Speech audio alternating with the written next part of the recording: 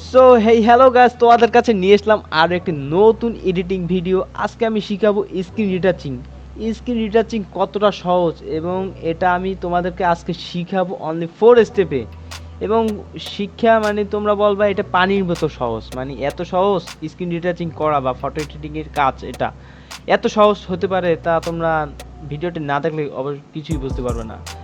আর অবশ্যই যদি নতুন হয়ে থাকো চ্যানেলে অবশ্যই একটি সাবস্ক্রাইব করবে, আর ভিডিওটি দেখে থাকলে একটি লাইক করে দেবে।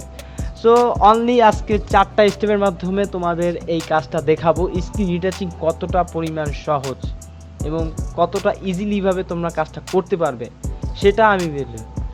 চলো শুরু করা যাক। প্রথমে আমরা ব্যাকগ্রাউন্ডটাকে একটা কপি করে নিচ্ছি, দেখো।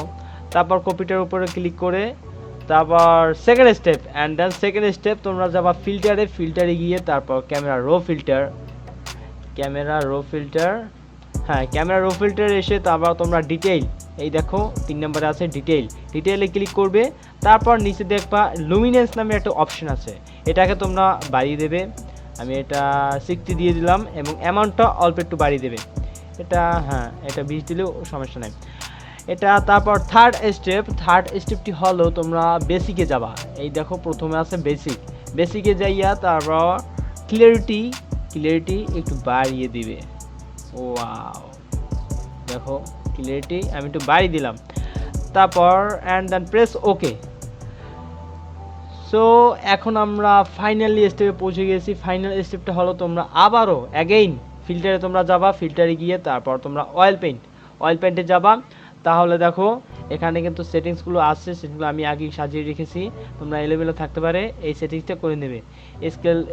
তারপর স্কেল থাকবে 1 মানে 0.1, তারপর বেসিক ডিটেইল এটা থাকবে 0, তারপর অ্যাঙ্গুলার ডিরেকশন 0, শাইন 0 এবং স্টাইলাইজেশন থাকবে 2.3 এবং ক্লিননেসে 1.35। তোমরা এটা ফেজের তোমরা দেখে তোমরা এটা মানে তোমরা বাড়ি কমে নিতে পারো, কারণ মানে বিভিন্ন রকমের ফটো আছে, বিভিন্ন রকমের ফটোতে বিভিন্ন রকমের ইফেক্ট পড়তে পারে এইটা করলে। তার জন্য তোমাদের মানে চোখের আন্দাজে এটা করতে হবে, মানে কোনটা ভালো দেখায় কোনটা খারাপ দেখায় সেইটা অনুযায়ী। সো এই ছিল 4টা স্টেপ, এখন আমি ওকে দিয়ে দিছি।